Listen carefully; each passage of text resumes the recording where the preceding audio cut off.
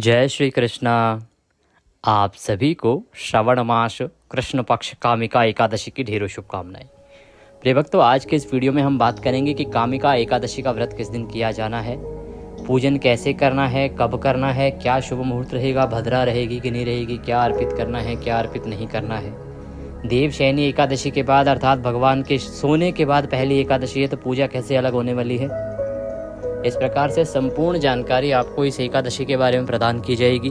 श्रावण की एकादशी है तो अतिरिक्त क्या करना है, जानकारी आरंभ करें उससे पहले आपसे निवेदन है कि कृपया वीडियो को एक बार लाइक अवश्य कर दीजिएगा। आपका एक लाइक हमारे लिए बहुत महत्वपूर्ण होता है।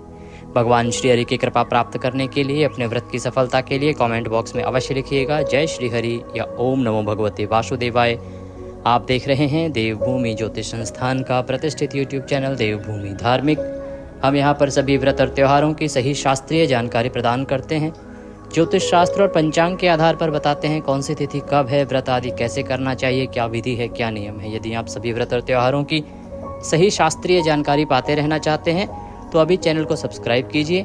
जब सब्सक्राइब का बटन दबाएंगे तो वहाँ एक घंटी का निशान बना हुआ आएगा, उसको अवश्य दबाइएगा, तभी आपको हमारे सारे वीडियो प्राप्त होंगे, अन्यथा जानकारी छूट जाएगी। तो कृपया सब्सक्राइब करें और बेल आइकन को प्रेस करें। बात करते हैं एकादशी की। सावन का महीना जो आरंभ हो चुका है और देव जो हैं वो 11 जुलाई को सो चुके हैं। अब आने वाली एकादशी जो श्रावण मास की प्रथम एकादशी होगी, इसका नाम है कामिका एकादशी। कामिका एकादशी की डेट को लेकर बड़ा कंफ्यूजन है कि 20 तारीख को करें एकादशी या 21 तारीख को, और व्रत किस दिन करना है, तथा जो चावल नहीं खाते हैं ना, कुछ लोग केवल इसके लिए एकादशी पता करते हैं कि भाई चावल किस दिन नहीं खाने, तो वो दिन कौन सा है। तो प्रिय भक्तों, जैसा कि आप सभी जानते हैं, द्वादशी युक्ता जो एकादशी व्रत होता है वो श्रेष्ठ होता है और उसी के अनुसार आपको व्रत की गणना करनी चाहिए, वही हम यहाँ आपको बताएंगे।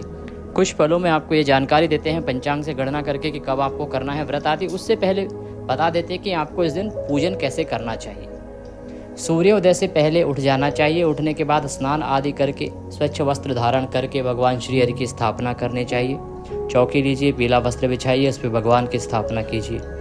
स्थापना करके पंचोपचार से आपको भगवान का पूजन करना है। भगवान को स्नान कराना है, स्नान करा के पंचामृत से स्नान कराना है। पंचामृत जो बनेगा ना इस एकादशी का, उसमें शहद नहीं डालना है, ध्यान रखिएगा। जो एकादशी है उस पर शहद वर्जित होता है। हमने पहले आपको जानकारी दी होगी एक वीडियो के माध्यम से कि दशमी तिथि से ही कुछ चीज़ें आपको छोड़ देनी होती हैं, त्याग कर देना होता है कुछ चीज़ों का। उन्हीं में से एक है शहद। शहद दशमी, एकादशी और पारण वाले दिन, तीनों दिन प्रयोग नहीं करना है। कांसे की वस्तु, मसूर की दाल, जो हरे साग की पत्तियां, इन सब का आपको एक दिन पहले ही त्याग कर देना चाहिए, अर्थात व्रत के एक दिन पहले भी नहीं खाना चाहिए। कुछ लोग मांसाहार करते हैं, एकादशी का व्रत भी करते हैं, तो उनको भी 24 घंटे पहले मांसाहार त्यागना चाहिए। ऐसा नहीं कि आज खा लो और कल व्रत कर लो। इससे संबंधित वीडियो हम पहले बता चुके हैं, ज़्यादा लंबे उसमें जाएंगे नहीं क्योंकि संक्षिप्त में आज हमें समाप्त करनी है जानकारी। तो उसके बाद भगवान की स्थापना करें, पंचोपचार से पूजन करेंगे। पंचोपचार में स्नान कराया, पंचामृत स्नान कराया, पुनः शुद्ध जल से स्नान कराया। स्नान करा के भगवान को वस्त्र अर्पित कीजिए, तिलक लगाइए, तिलक लगा के फूलों की माला पहनाइए, धूप दिखाइए, दीप दिखाइए, और नैवेद्य के रूप में फल है तो फल अर्पित कर दीजिए, और फल नहीं है, मिठाई है तो मिठाई चढ़ा दीजिए, अन्यथा मिश्री लीजिए और वह अर्पित कर दीजिए। इस प्रकार से भगवान का पूजन कीजिए मंत्रों सहित। अगर आप पूजा विधि जानना चाहते हैं तो हमारा जो विस्तृत वीडियो है, 25 मिनट का वीडियो भी हम बनाते हैं, जिसमें विस्तार से आपको आराम से मंत्रों के साथ सब समझाते हैं, तो आप उसको देख लीजिएगा। उसमें मंत्रों के साथ हमने पूजन किया है और उसके अनुसार आप पूजन कीजिएगा।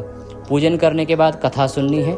कथा आपको इसी चैनल पर मिल जाएगी जो सही कथा है, क्योंकि ये ज्योतिष संस्थान का चैनल है। दूसरा, साथ में आपको विष्णु सहस्त्र नाम अवश्य ही सुनना चाहिए। तो हम क्या करते हैं, एक ही वीडियो में कथा और विष्णु सहस्त्र नाम दोनों आपके लिए सुनाते हैं। तो अवश्य ही चैनल को सब्सक्राइब करें और उस कथा तथा विष्णु सहस्त्र नाम का श्रवण करें, भगवान की आरती करें, नियमों के अनुसार दिन को व्यतीत करें। ब्रह्मचर्य 3 दिन धारण करना है, दशमी को धारण करेंगे, पारण वाले दिन तक रहना है। मन और तन दोनों की शुद्धि आवश्यक है। भगवान के चरणों में मन को लगा के रखिए।